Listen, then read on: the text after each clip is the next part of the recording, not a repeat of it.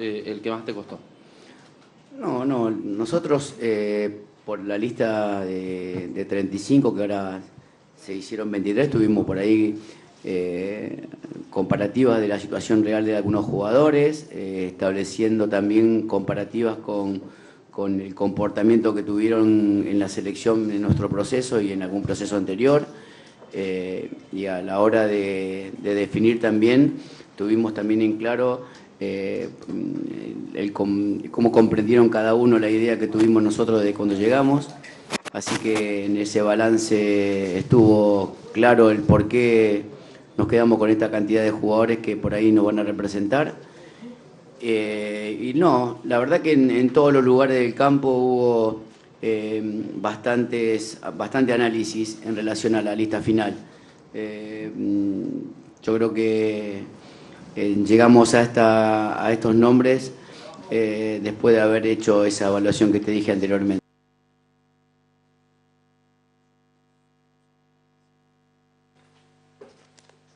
¿Qué tal? ¿Cómo les va? Muy buenas tardes y hoy comenzando de una manera diferente, escuchando la conferencia de prensa de Sampaoli, el director técnico de la selección argentina. Martín, ¿cómo estás? Bien, todo muy bien. Repasamos entonces la lista de 23.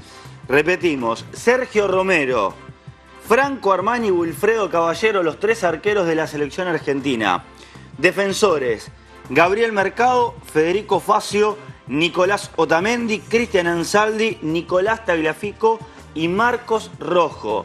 Los mediocampistas, Ever Banega, Javier Mascherano, Eduardo Salvio, Lucas Biglia, Ángel Di María, Giovanni Lo Celso, Manuel Lanzini, Maximiliano Mesa y Marcos Acuña.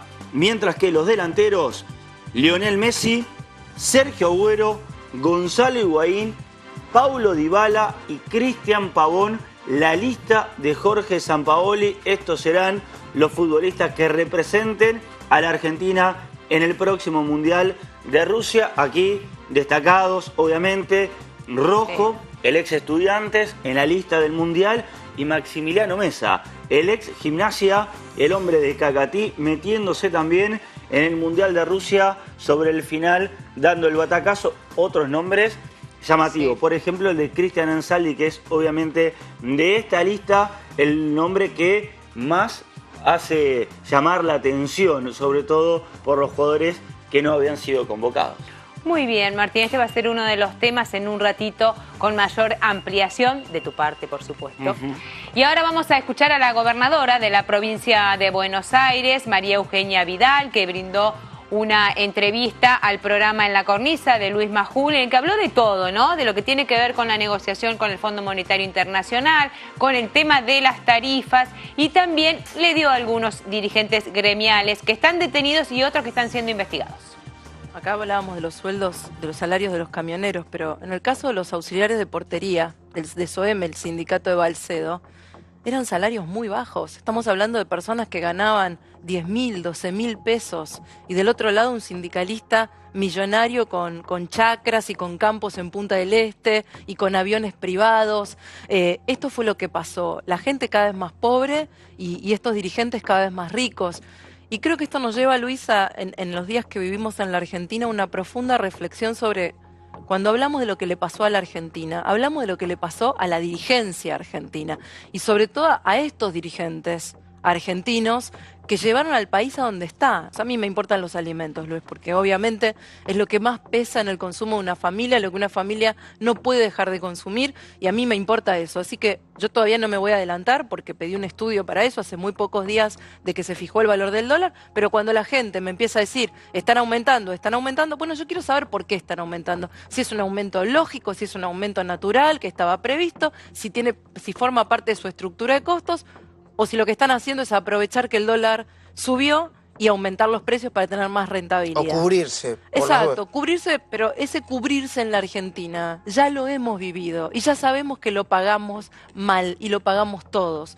Alguien en su factura de luz solo tiene que pagar luz. No puede pagar la luz, el centro universitario de ese pueblo, la salud, la seguridad. No, en la factura de luz va la luz. No puede haber un aprovechamiento de que como la luz nadie deja de pagarla, entonces ponemos tasas ahí que la gente ni sabe. Porque cuando uno mira su factura de luz, tiene un montón de números, ordenanzas, impuestos, que no entiende lo que está pagando. Y a veces ni siquiera está descripto lo que va a pagar, está el número solo. Exacto, y que la gente sepa que frente a los abusos tiene un teléfono para llamar. Nosotros pusimos un teléfono que es el 0800-333-6384. Y que la gente sepa que ahí, cuando le llega la factura y ve un aviso, puede llamar. Y nosotros en 24 horas analizamos, o 48 como máximo, su factura y le decimos si hay algo que le están cobrando que no corresponde o si la factura está bien.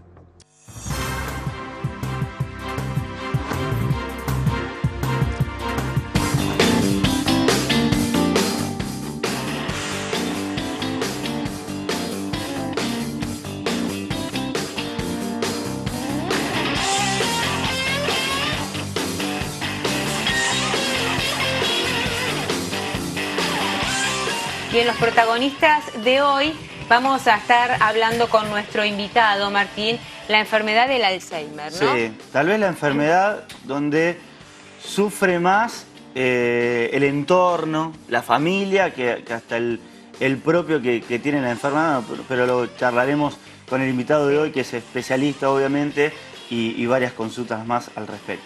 Y que tiene que ver también con que es una enfermedad que comienza un tanto silenciosa, ¿no?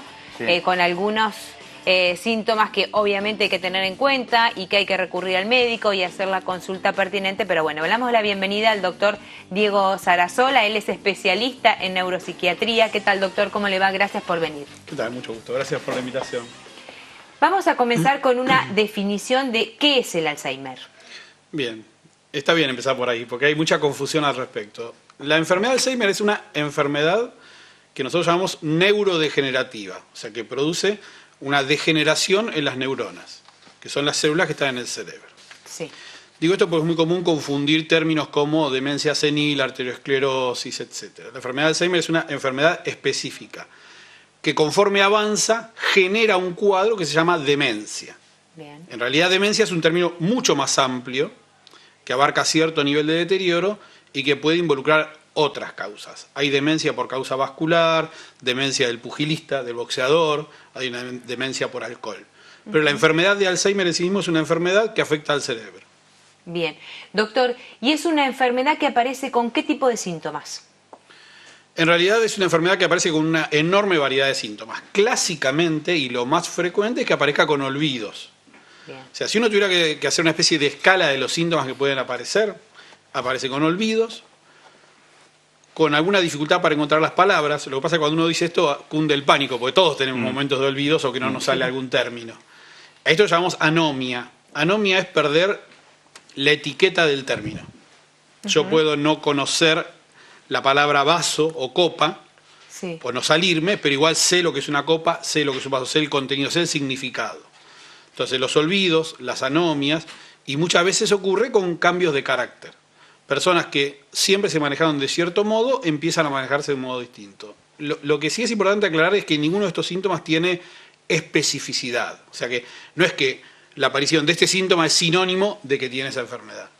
Ahora, doctor, esto que recién decía, ¿cuánto de cierto y cuánto no? Esto que por ahí lo sufre más el entorno que el propio que tiene Alzheimer. Sí, eso es bastante cierto. Como todo en medicina no es 100%, pero sí. Esto ocurre por lo siguiente. Esta enfermedad, en sus inicios, la mayoría de los pacientes son conscientes de que algo sucede. Hay un pequeño grupo, pero no importa, que tiene un término difícil que se llama anosognosia, que es cuando no son conscientes para nada. Que es el caso clásico donde viene la familia y el paciente dice, no, yo vengo porque me traen, pero yo estoy bárbaro, los que están mal son ellos. Pero en general lo que uno observa es que este deterioro progresivo, pensemos que es una enfermedad progresiva, que avanza cada vez con más fallas de memoria, con trastornos de conducta, el paciente empieza a dejar de percibir esto como parte de la propia enfermedad, porque en definitiva, al afectarse el cerebro, se afecta el órgano que también nos autoevalúa todo el tiempo.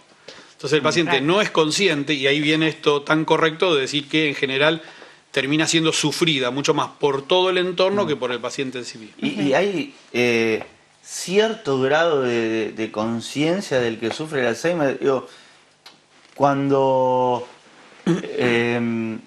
la persona se da cuenta que a quien le habla el otro dice, pero sí, ya lo hablamos recién, o ¿te acordás que yo te dije que soy tu nieto? ¿Te acordás que yo te dije que soy tu sobrino?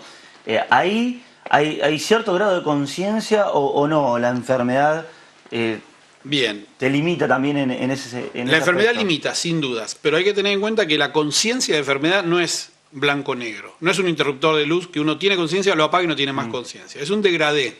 O sea, yo siempre digo a los pacientes, uno no tiene, o a las familias, uno no tiene 40 grados de fiebre sin antes tener 37, 37 y medio, 38. La conciencia ocurre algo parecido en general.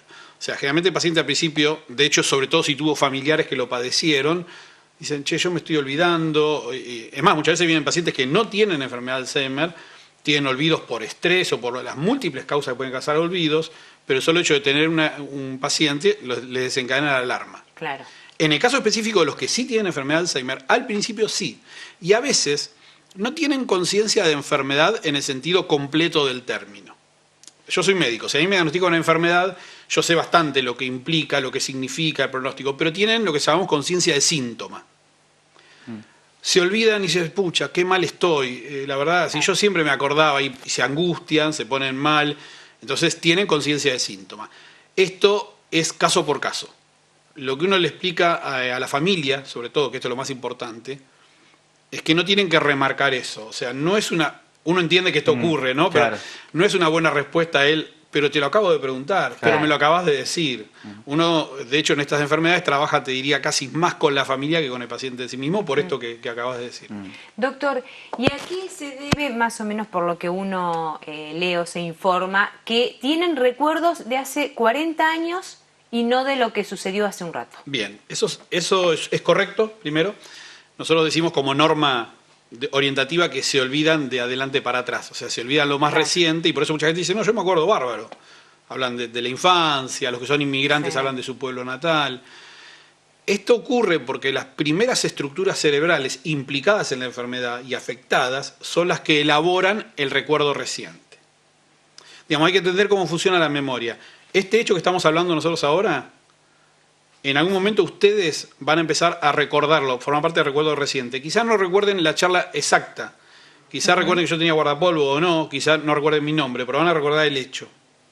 Conforme pasa el tiempo, eso se va consolidando a una memoria de largo plazo. Nosotros estamos permanentemente introduciendo, eliminando también, recuerdos en la memoria de largo plazo. Entonces, el paciente que tiene afectados estructuras que son, no importa, hipocampo, lóbulos temporales, que es lo que uno mira cuando mira una resonancia de cerebro, por ejemplo, pierden esa capacidad de incorporar nueva información. Entonces, es muy frecuente que recuerden sus compañeros de primario, pero no con quien cenaron ayer. Entonces, eso que decís es correcto. Uno en general pierde los recuerdos de lo más reciente a lo más remoto. Doctor, ¿se puede trabajar de alguna manera, no digo para evitar la enfermedad, pero sí para que sea lo menos grave posible? Sí, se puede trabajar y se debe. En realidad, la pregunta es muy interesante porque uno escucha muchas veces tal cosa previene, tal cosa previene. En realidad uno debería decir tal cosa disminuye el riesgo. No existe hoy, con el desarrollo actual de la ciencia, prevención en el sentido de la vacuna contra el sarampión o contra otra enfermedad. Pero sí ha demostrado la ciencia que hay muchos modos de prevenir esta enfermedad. No es hereditario tampoco, ¿no? Sí. En parte sí. Es hereditaria. En realidad hay dos tipos de Alzheimer. Hay un Alzheimer llamado juvenil, un Alzheimer que empieza a edades más o menos de 50 a 45 años, es un Alzheimer de alta carga genética, hereditario. Nosotros, en el instituto que yo dirijo, el Instituto Luria, firmamos un convenio con FLENI en investigación en esto. Son casos extremadamente raros, no son para nada los más frecuentes. Y después los casos más frecuentes, llamados Alzheimer esporádicos, tienen una carga hereditaria, pero esto no significa que se hereden. Esto es algo parecido con muchas enfermedades. En el cáncer de mama, si una mujer tuvo cáncer de mama, seguramente a la hija la estudien más seguido, pero no está condenado a tenerlo. O sea, hay un componente genético.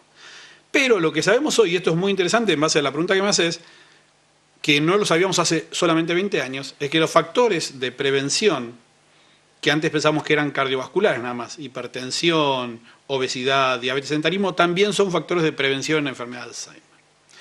Yo recibo esta pregunta muy frecuentemente, el hijo de un paciente dice, bueno, ¿qué puedo hacer yo? Y uno dice, bueno, lo que puedo hacer es, hay una frase que es muy repetida, la han dicho muchos cardiólogos, pero no por repetida deja de ser cierta, que es cuidar el cerebro como se cuida el corazón. En concreto, para disminuir el riesgo de esta enfermedad hay que hacer actividad física aeróbica, actividad intelectual, mantener redes sociales. Las redes sociales reales, no las de la web, son un estímulo cerebral muy importante. Vos pensás que vos te encontrás con un compañero tuyo de colegio secundario y automáticamente se activan en red miles de recuerdos que vos por ahí ni te acordabas que podías tenerlos, sobre cómo era él, sobre cómo eran sus padres, y empezás a hablar, interactuás. Todo eso es estímulo cerebral. Y después hay, desde lo demostrado, solamente las dietas del estilo dieta mediterránea, o sea, dietas bajas en ácidos grasos saturados, ricas en aceite de oliva, en pescado, en esas cosas, sí. Lo que no ha demostrado todavía que tiene y se comercializa mucho, por eso lo quiero remarcar, son los suplementos vitamínicos per se. O sea, estamos inundados de suplementos vitamínicos y que no sirven para nada, en este caso, ¿no? Eso de la memoria. Exactamente, no voy a hacer nombres propios, pero yo siempre digo que soy una máquina de sacarlos. Los pacientes se tapan y en realidad no tiene sentido. ¿Eso no sirven para nada? La indicación de las vitaminas es el déficit de vitaminas. No sirve para nada en cuanto a mejora de la memoria. ¿Puede repetir esa frase? Lo contrario sería. La indicación de los suplementos vitamínicos es si el paciente padece un déficit vitamínico. Nosotros cuando, por ejemplo, en una primera consulta de un paciente por falla de memoria, uno pide una batería de estudios. Hacemos una evaluación cognitiva, que es un test de memoria, más complejo que eso, un test de las funciones cerebrales, pedimos una resonancia y pedimos un análisis de sangre, donde sí pedimos vitamina B12, varias vitaminas, que si están disminuidas, ahí sí hay que darles. Lo que no sirve es taparse de suplementos vitamínicos pensando que hacemos prevención. Si no se necesita. No se necesita. Si no se necesita, no hay que hacerlo. Doctor, se me viene a la mente esto de los talleres que se brindan para la gente de la tercera edad, que tienen que ver con talleres de memoria, pero también este incentivo que tienen a hacer la sopa de letras, ¿no? Una manera de activar el cerebro permanentemente. Sí, todo eso sirve en distinta medida. Nosotros, de hecho, tenemos en el Instituto talleres de memoria. PAMI tiene talleres de memoria, un montón de lugares tienen. Nosotros fomentamos porque tiene una doble función en ese caso. Estimular la memoria y estimular el contacto interpersonal con otros. Claro. Siempre los familiares me dicen, bueno, ¿en casa qué puedo hacer? Leer. Lo que hay que entender con la lectura, y esto les debe pasar a ustedes también, la lectura en sí mismo muchas veces es un fenómeno pasivo. Les ha pasado muchas veces seguramente que leen un libro, pasan 3, 4 hojas y no se dieron cuenta y ni se dieron cuenta que estaban leyendo. Nosotros preferimos la lectura comentada. O sea, una lectura a conciencia, comentándolo con otro, que el otro le haga preguntas, siempre tratando de bajar la carga de estrés, porque al paciente no le gusta sentirse evaluado. Y en cuanto a sudoku, sopa de letras, todo lo que se pregunta, todo aporta, porque la idea es mantener la mente activa. Pero yo quiero hacer mucho hincapié también en lo que aporta el ejercicio aeróbico para el cerebro. Ya no estamos hablando de lo obvio que es el estado físico, el corazón, no. Sí. Está muy demostrado que mantener una actividad aeróbica frecuente, que es caminar, no estoy hablando de salir a correr ni nada, en personas de edad, mejora el estado cerebral. Bien, doctor, ¿y cuál es el tratamiento para esta enfermedad? El tratamiento para esta enfermedad podemos dividirlo en varias ramas. Hay drogas específicas que se usan para esta enfermedad, ese es un punto que es muy específico, no sé si tiene sentido desarrollarlo, pero son de nuestro conocimiento. Sí. Hay un tratamiento que nosotros llamamos no farmacológico, que es tan importante como el otro, que tiene que ver con la estimulación cognitiva, que son estos talleres de memoria. Nosotros tenemos en la institución, y en otros lados, por supuesto, hay también terapeutas ocupacionales, fonoaudiólogos, neuropsicólogos, distintas ramas. Este tratamiento es multidisciplinario en serio. Sí. Y una parte que es clave, que tiene que ver con las primeras preguntas que me hacían, es el trabajo con la familia. El trabajo con la familia, que tiene que ver con prevención de errores al actuar. Hay que entender que las personas que conviven con estos pacientes tienen un cuadro de estrés, se llama estrés del cuidador, porque están con alguien que pregunta todo el día, o que por ahí no duerme, o que por ahí camina sin cesar. Y otro punto que muchas veces nos hace hincapié, que para mí es clave, es el control clínico. Nosotros no atendemos ningún paciente que no tenga un clínico de cabecera. O sea, el buen estado general del paciente hace a la salud cerebral. Una simple infección urinaria puede descompensar a un paciente que tenga enfermedad de Alzheimer.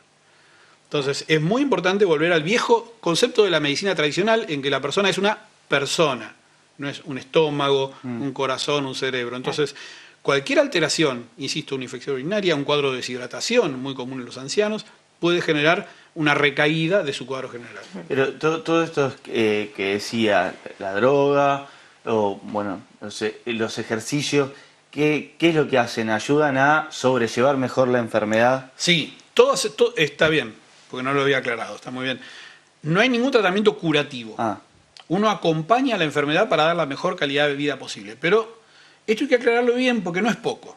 Si ustedes piensan, en realidad la medicina no cura mucho. O sea, yo cuando a un paciente le digo, me preguntan específicamente si tiene cura, le digo que no, y se ponen mal, digo, bueno, a ver, nombren enfermedades. Y empiezan, hipertensión, diabetes, hipotiroidismo. La mayoría de las enfermedades son crónicas en medicina.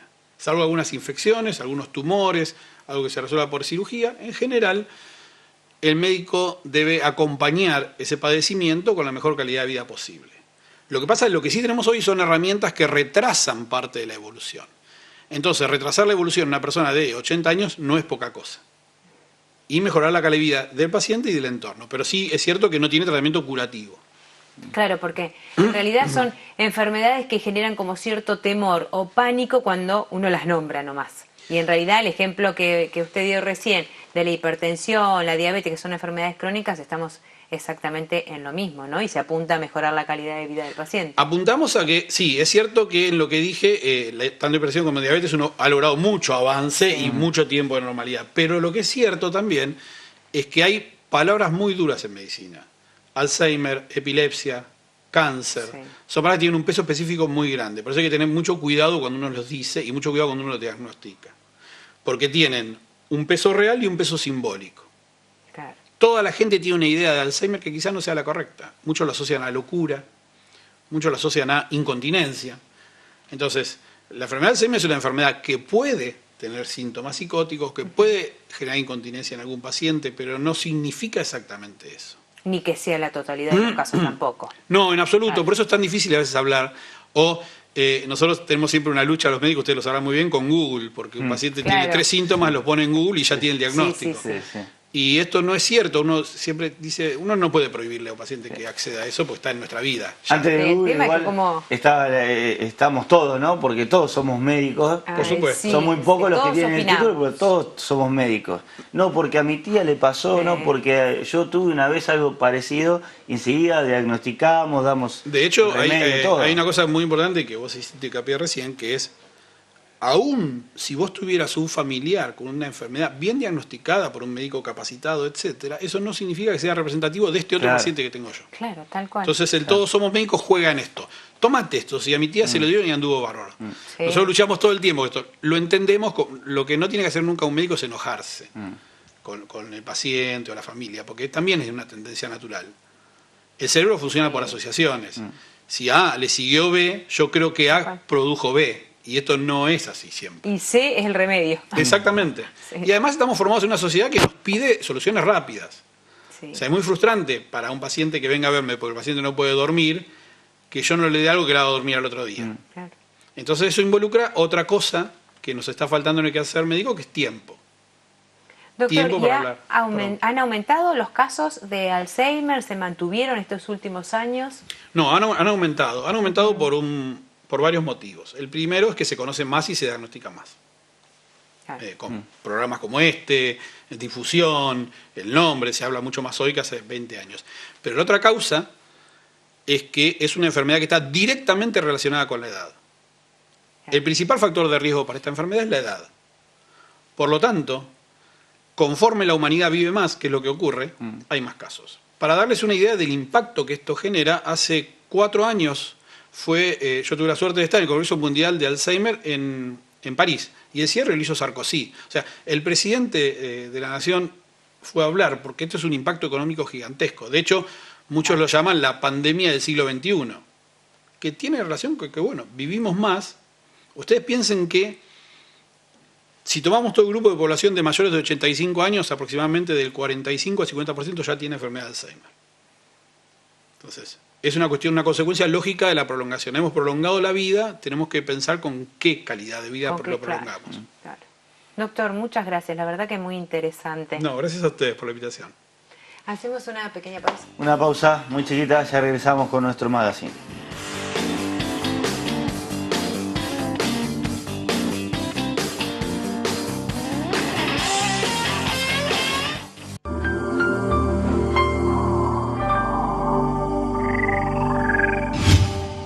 Imagen Platense, el canal de la ciudad.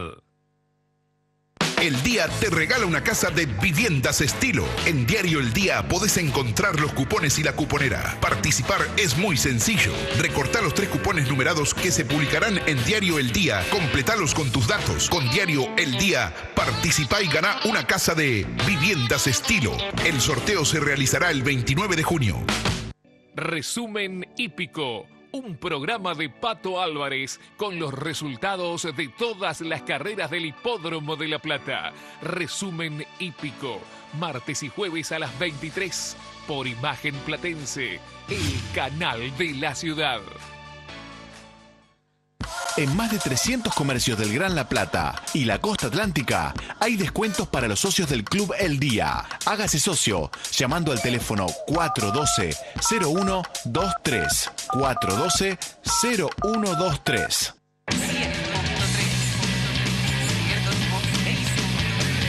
La Redonda. 100.3.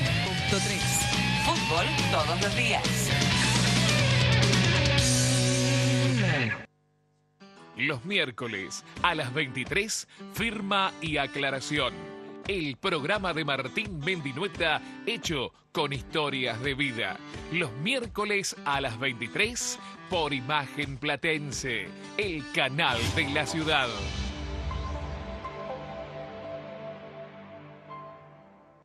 ¿Busca auto o moto en La Plata? Todo el contenido del suplemento Vehículos de los viernes del Diario El Día puede ser revisado foto por foto y página por página en www.eldia.com. Una experiencia que ya es un éxito. He'll likely be using 4 false identities. 3 will be on him and 1 in reserve at a Dropbox somewhere. That's the way he used to operate. What matter if he has 40? It's still one man. Might we not be creating a storm in a teacup?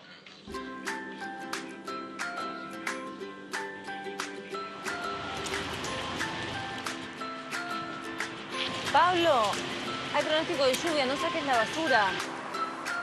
Ante aviso de lluvias y tormentas, mi rol es evitar que saquen la basura para que no se tapen los desagües. ¿Cuál es tu rol? El cartonazo de esta semana tiene un pozo de 150.000 pesos. ¿Ya comparaste los números que se publicaron en el día con los de tu tarjeta? ¡Super cartonazo vacante! ¡Gratis! Puede ganar 150.000 pesos con el cartonazo. Sí, super pozo acumulado de 150.000 pesos. La nueva colección Otoño-Invierno ya está en Ryder Jeans. Esta semana con descuentos promocionales. ¿Te los vas a perder? Ryder Jeans. 47 entre 7 y 8. En más de 300 comercios del Gran La Plata y la costa atlántica hay descuentos para los socios del Club El Día. Hágase socio llamando al teléfono 412-0123. 412-0123. All Beer TV, el programa de la bebida que le cambió el rumbo a la historia. Todos los martes a las 21 por Imagen Platense. All Beer TV, el programa cervecero. Los martes a las 21 por Imagen Platense, el canal de la ciudad. ¿Busca auto o moto en La Plata? Todo el contenido del suplemento Vehículos de los viernes del Diario El Día puede ser revisado foto por foto y página por página en www.eldia.com. Una experiencia que ya es un éxito. El equipo deportivo segunda edición. De lunes a viernes a las 19. Con todo lo que tenés que saber del Pincha y el Lobo. En simultáneo con La Redonda 100.3. El equipo deportivo segunda edición. De lunes a viernes a las 19 por Imagen Platense. El canal de la ciudad.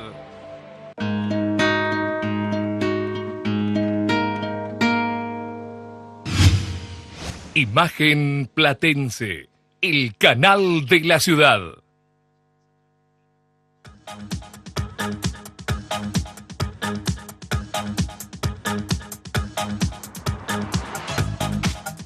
Y nos metemos en la información deportiva y lo teníamos en el inicio nomás, en nuestro magazine, la lista. Ya es oficial. salió de la boca de Jorge Sampaoli, los 23 de la selección argentina que nos van a estar representando en Rusia. Los arqueros, Romero, Caballero y Franco Armani.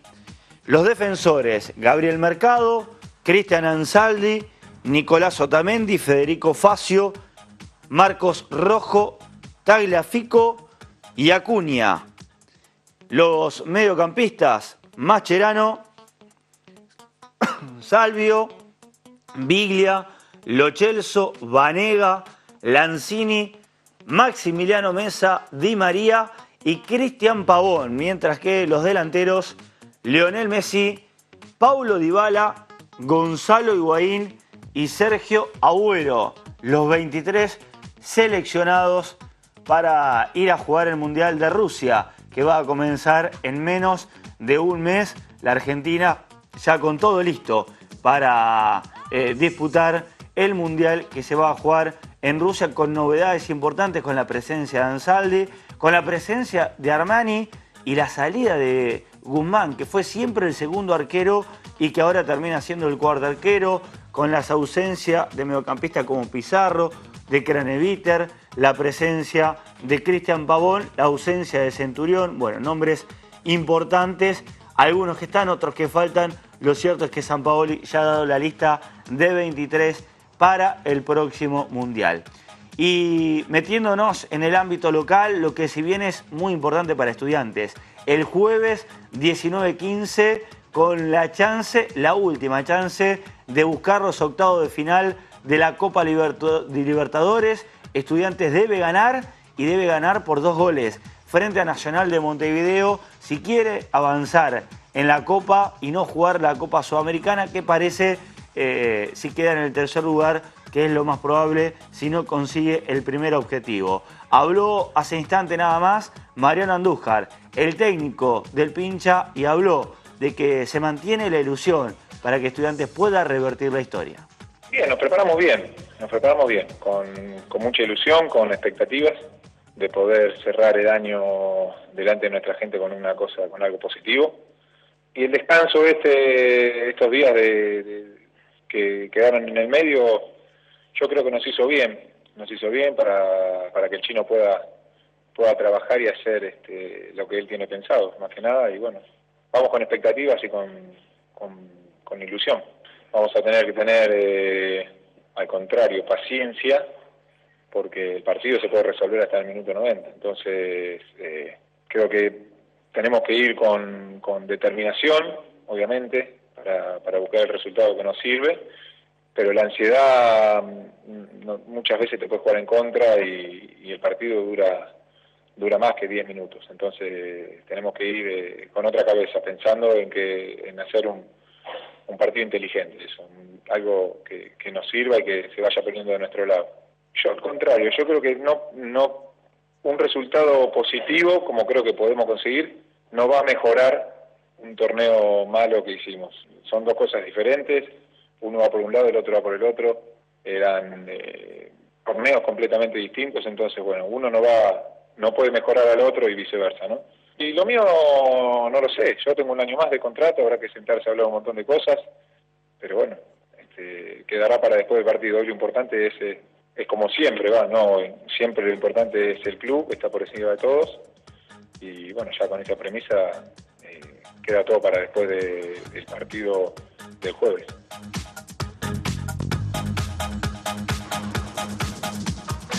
El jueves 19-15 estará jugando Estudiantes en el Estadio Ciudad de La Plata, recibiendo a Nacional de Montevideo con la obligación de ganar y de hacerlo por 2 goles para meterse en los octavos de final de la Libertadores. Mientras que Gimnasia, de descanso para algunos, pero de vuelta al trabajo para varios jugadores, muchos juveniles, pero sobre todo la presencia nuevamente del tercer ciclo da comienzo de Pedro Antonio Troglio, que puso hoy en marcha su nuevo ciclo en Gimnasia. Falta para el inicio de la pretemporada, que estaba pautada para el 18 de junio, pero hoy dirigió una práctica para 29 jugadores juveniles que intentarán convencer al entrenador de meterse en el plantel superior. Por eso este selectivo, por eso varios de ellos jugándose el futuro. Entre ellos, algunos nombres de los más destacados. Lautaro Chávez, uno de los juveniles que mayor promesa hay en las juveniles de Gimnasia. Tomás Durso, Agustín Ramírez son los ausentes porque ambos están con el seleccionado sub-19. Y Nicolás Contín, que tiene varios partidos ya en primera división, con permiso para irse acá a Catí. En Corrientes ha comenzado el tercer ciclo de Pedro Antonio Troglio y ahora será el turno de ellos para demostrarle justamente al entrenador, al nuevo viejo entrenador, que están en condiciones de sumarse al plantel superior. Nos vamos a la pausa, ya regresamos con mucho más en nuestro magazine hasta las 14.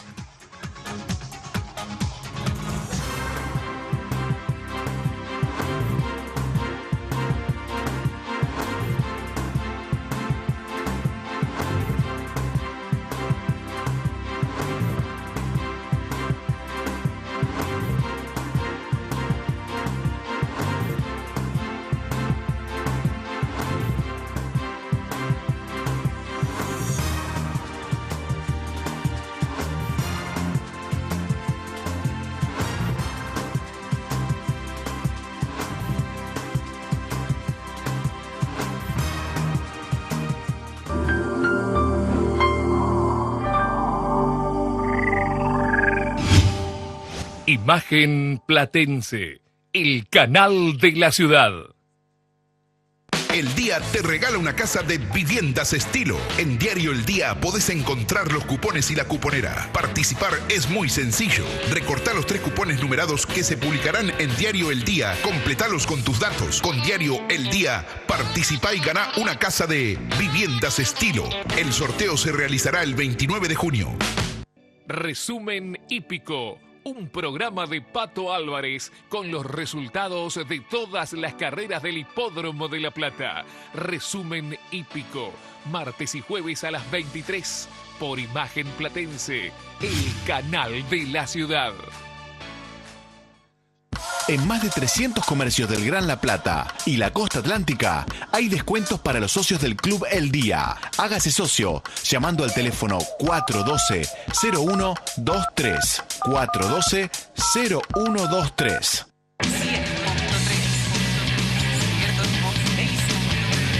La Redonda. 100.3. Fútbol todos los días.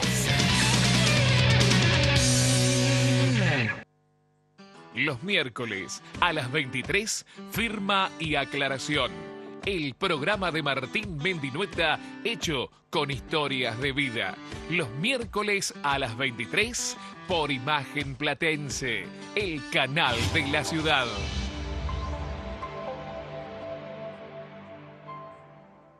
¿Busca auto o moto en La Plata? Todo el contenido del suplemento Vehículos de los Viernes del Diario El Día puede ser revisado foto por foto y página por página en www.eldia.com. Una experiencia que ya es un éxito. He'll likely be using 4 false identities. 3 will be on him and 1 in reserve at a Dropbox somewhere. That's the way he used to operate. It won't matter if he has 40. It's the one man.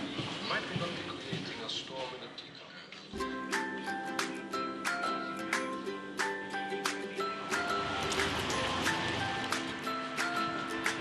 Pablo, hay pronóstico de lluvia, no saques la basura. Ante aviso de lluvias y tormentas, mi rol es evitar que saquen la basura para que no se tapen los desagües. ¿Cuál es tu rol? El cartonazo de esta semana tiene un pozo de 150.000 pesos.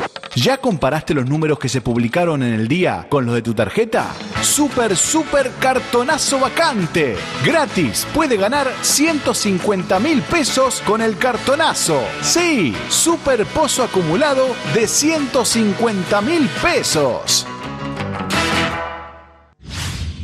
La nueva colección Otoño-Invierno ya está en Rider Jeans. Esta semana con descuentos promocionales. ¿Te los vas a perder? Rider Jeans. 47 entre 7 y 8. En más de 300 comercios del Gran La Plata y la costa atlántica hay descuentos para los socios del Club El Día. Hágase socio llamando al teléfono 412-0123. 412-0123. All Beer TV, el programa de la bebida que le cambió el rumbo a la historia. Todos los martes a las 21 por Imagen Platense. All Beer TV, el programa cervecero. Los martes a las 21 por Imagen Platense, el canal de la ciudad. ¿Busca auto o moto en La Plata? Todo el contenido del suplemento Vehículos de los Viernes del diario El Día puede ser revisado foto por foto y página por página en www.eldia.com. Una experiencia que ya es un éxito. El equipo deportivo segunda edición. De lunes a viernes a las 19. Con todo lo que tenés que saber del Pincha y el Lobo. En simultáneo con La Redonda 100.3. El equipo deportivo segunda edición. De lunes a viernes a las 19 por Imagen Platense. El canal de la ciudad.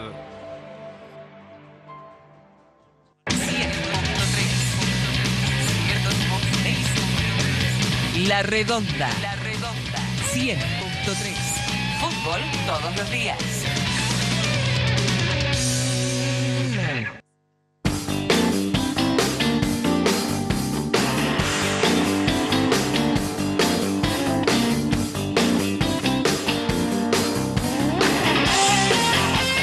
En Los Protagonistas vamos a estar hablando de lo que tiene que ver con la violencia que sufren aquellas mujeres al momento de dar a luz o inclusive cuando se van a hacer algunos estudios o controles durante los embarazos. Y a cargo de esto estuvo la Defensoría del Pueblo de la provincia de Buenos Aires. Sí, porque crecen las denuncias por violencia en obstetricia y obviamente que es un tema que llama la atención.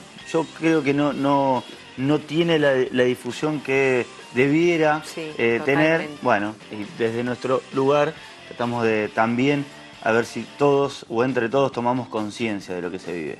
Le damos la bienvenida a Walter Martelo, él es el secretario adjunto de la Defensoría del Pueblo de la provincia de Buenos Aires. ¿Qué tal, Martelo? Buenas tardes. ¿Qué tal? Buenas tardes. En lo que va de este año se suman denuncias a todo el año pasado y superan las 120 aproximadamente de mujeres que sufrieron este tipo de malos tratos. Sí, así es el registro que tenemos en las estadísticas de la Defensoría y la verdad que como ustedes decían es un número que nos llama la atención porque se supone que son las denuncias que llegan al organismo que integramos, pero todos sabemos que producto de algunos diálogos que hemos tenido con profesionales, el número es un poco más importante. De hecho, en muchos casos, por la propia situación que están viviendo en ese momento las mujeres, no se animan a denunciar porque deben continuar con el tratamiento o no pueden cambiar de profesional, pero sí es un número altamente preocupante. ¿Cómo llama la atención que bueno, las mujeres en su estado avanzado del embarazo o no tan avanzado quizás, pero cuál es la necesidad de que exista ese maltrato por parte del profesional? Porque es un maltrato que en algunos casos ha sido hasta físico, no solamente psicológico, ¿no? Sí, tal cual. Muchas de esas denuncias tienen que ver con maltrato físico. La verdad que es inentendible porque se supone que los profesionales de la salud deben tener una conducta de respeto por el derecho a la salud, que aquí es el derecho que está vulnerado y por eso nuestra intervención de los pacientes. Digamos, no hay diferencias en los reclamos entre lo que tiene que ver con instituciones públicas y privadas. Casi un 53% manifestó que esta situación le ocurría en hospitales públicos, pero el resto, el 47%, manifestó que le ocurría en lugares privados. Por lo que han investigado desde la Defensoría, ¿a qué se debe? ¿Es falta de personal? ¿Es incapacidad del personal? ¿Cuáles son las primeras características de por qué este maltrato? Sí, yo creo que hay un contexto de violencia generalizado en el trato intrapersonal que se digamos, se vislumbra en casi todas las esferas de nuestra vida cotidiana. Que tocan todos los ámbitos. Claro, pero uno de los indicadores sí tiene que ver con lo que vos mencionás. Un desborde en la capacidad de atención que lleva a situaciones de estrés de los propios profesionales, pero que de ninguna manera tienen por qué sufrirlo las mujeres que están en una situación de embarazo, ¿no? Y eso acompañado a que en muchos lugares después eso produce algún tipo de represalia sobre los mismos profesionales, que se termina generando un círculo de violencia que no se corta. Claro. Y en algunos casos, cuando hablamos de lo que tiene que ver con los malos tratos psicológicos, en algunos casos hasta se ha prohibido que esa mujer dé a luz acompañada de su esposo o del familiar que ella elija. Sí, esas denuncias son bastante corrientes, inclusive a pesar de haber hecho el curso prenatal, sí. Se llama, prenatal, y habiendo prestado conformidad para que así sea. Eso se da mucho más en los establecimientos privados. Yo creo que es producto de que muchas veces, digamos, por una cuestión que tiene que ver con la casi uniformidad de criterio al producir una cesárea y no intentar un parto natural, necesitan que no esté presente el padre. Bueno, porque obviamente cuando uno habla de una cesárea está hablando de una cirugía, con claro, lo que eso requiere, ¿no?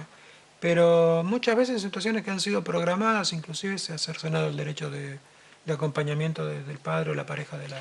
Y en algo que por ahí es mucho más específico y que tiene que ver con la decisión de las madres de, bueno, tratar de esperar y tener un parto natural y no por una cirugía. También han notado que por ahí, bueno, se da muchas veces violencia desde ese lugar, tratar de tomar decisiones por encima de la madre. Sí, Argentina es uno de los países donde más cesáreas se realizan en relación a la cantidad de nacimientos por año. Creo que es un dato... Que responde la pregunta, sí. Claro. Bueno, porque también tiene un costo adicional eso, ¿no?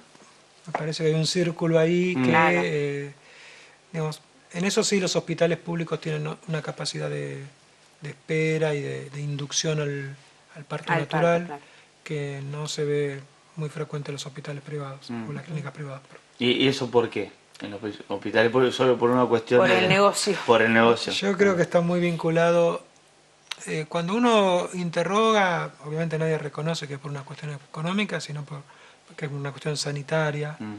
Pero la verdad que cuando uno compara la cifra con otros países del mundo, llama mucho la atención lo que ocurre en nuestro país.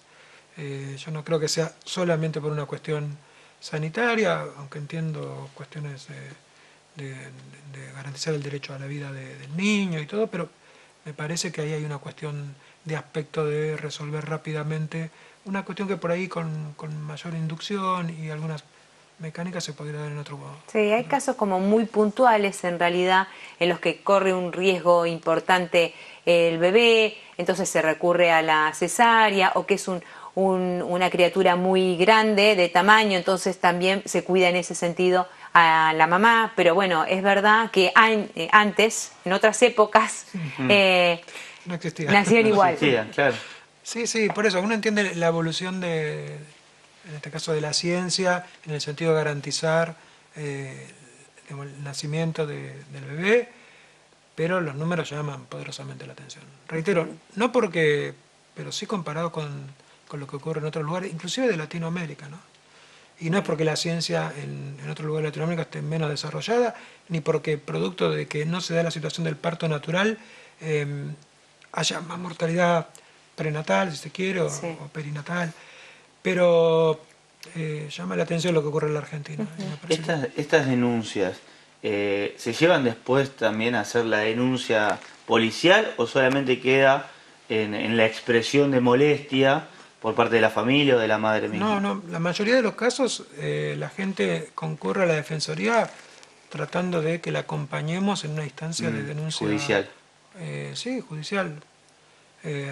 Habida cuenta de que hay si bien digo, yo creo que nosotros necesitamos una ley específica de esta situación, porque queda todo muy difuso, no hay testigos muchas veces, es muy difícil de comprobar si están, sobre todo en la parte que tiene que ver con la atención, ¿no? Que también, digamos, la violencia... Sí hay una ley nacional. Nacional, claro. Ah, bien. La provincia debería tener una propia ley por las características propias de la provincia de Buenos Aires, pero más allá de eso, reitero, hay situaciones de violencia que se dan durante el acompañamiento del embarazo, claro, que es muy difícil de comprobar, pero que de todas formas yo creo que nadie va a concurrir a un establecimiento público a denunciar un hecho de esta característica si no le ha ocurrido.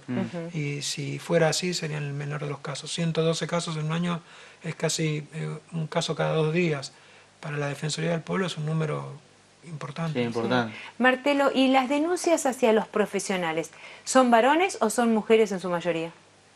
Está, digamos, casi por partes iguales, por ahí contra la creencia de que claro, el varón no es.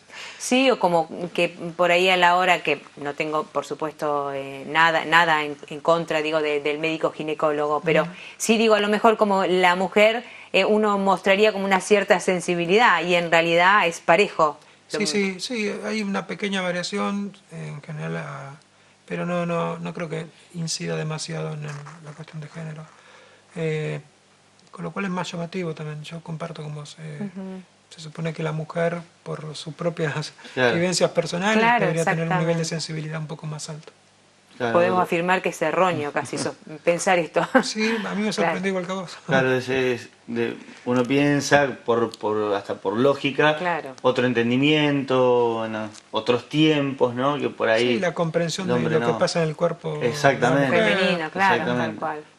Lo que implica también el maltrato respecto a la mujer, digamos, hay cuestiones que sí son llamativas. Martelo, ¿y se va a trabajar o la idea es tratar de trabajar una ley provincial al respecto? Sí, nosotros, el Defensor del Pueblo, el doctor Guido Lorenzino, a partir de este informe, creo que va a producir una recomendación hacia la legislatura, y además me parece que lo interesante es que se haya visibilizado el tema y que sepan que la Defensoría está, para el caso de que alguien quiera concurrir, abierta a la posibilidad de un acompañamiento cuando sufre una situación traumática como esta. Recién estaba pensando, ahora que Martín preguntaba lo de la ley provincial, que en un principio vos, Martín, hacías hincapié de que no es un tema conocido, claro, es que hasta llama la atención que uno esté hablando de que una mujer embarazada tiene este tipo de violencia, ya sea física o psicológica en un hospital público o privado, porque encima también diste características similares en ambos lugares, no es que tiene que ver con un sector nada más. Sí, yo te reitero, nosotros el número de denuncias nos llamó poderosamente la atención, porque, reitero, son los casos que llegan a la Defensoría del Pueblo. Claro. Otros quizás tomaron vía judicial por propia iniciativa, u otros no se denuncian por lo que decíamos anteriormente, ¿no? En general, por ahí el ginecólogo debe acompañar el tratamiento, las mujeres tienen miedo o no tienen otra opción de atenderse en otro lugar. Claro. O sea, estos son los casos que tuvo la Defensoría. No quiere decir que sean todos los casos, con lo cual el universo es mucho más amplio. Sí, no, porque una cosa es, perdona, Sandra, pero me quedaba con esto, porque una cosa es, sé que se han escrito libros al respecto de inducir el parto por cesárea, o sea que no sea un parto natural. Conozco de gente que remarca esto de hace un tiempo, pero no ya de la violencia. Del tema de la violencia, claro, exactamente. En los momentos previos. Sí, claro, son dos cuestiones distintas. La otra están ligadas, pero... Sí, la otra quizás de la ciencia es hasta más discutible y por ahí no somos nosotros los que nos podemos parar frente a un científico a plantearlo. Yo lo que digo respecto a eso es que comparemos las cifras y que algo... Claro, el aumento de los últimos años, digamos, al menos un interrogante, claro, ¿no? Para tener en cuenta. Un interrogante porque aquí y en Uruguay o Chile o donde quieran es distinto. ¿Y en qué zonas se recibieron este tipo de encuestas, o sea, de denuncias, perdón? No, la mayoría llamó a la sede de nuestra aquí en La Plata, pero en general de distintos lugares de la provincia de Buenos Aires, con lo cual también es un fenómeno extendido. Sí, sí, al menos para tener en cuenta como para ser estudiado, ¿no? Por ahí lo que se nos ocurría al principio, bueno, hay una situación focalizada con algún hospital médico, o clínica en particular, o médico en particular, pero no, 112 corresponden a un universo, reitero, una cada 2 días casi, ¿no? Martelo, muchas gracias, No, como, ustedes, siempre, como muy siempre. amable. No, ustedes. Nosotros ya nos vamos Ya nos con vamos. el pronóstico del tiempo.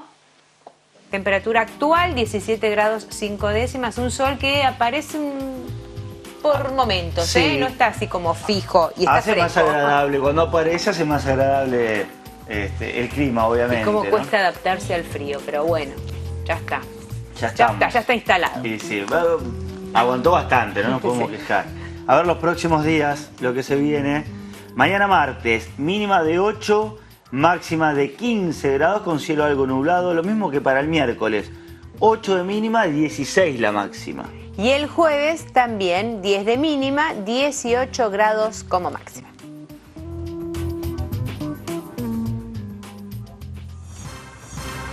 Nos despedimos, que pase una linda tarde. Usted también. Muchas gracias. Nos encontramos mañana, Nos venga encontramos mañana, sí. Ustedes también, pásenla lindo, disfruten. Nos reencontramos mañana a la 1 de la tarde como todos los días. Gracias por estar ahí.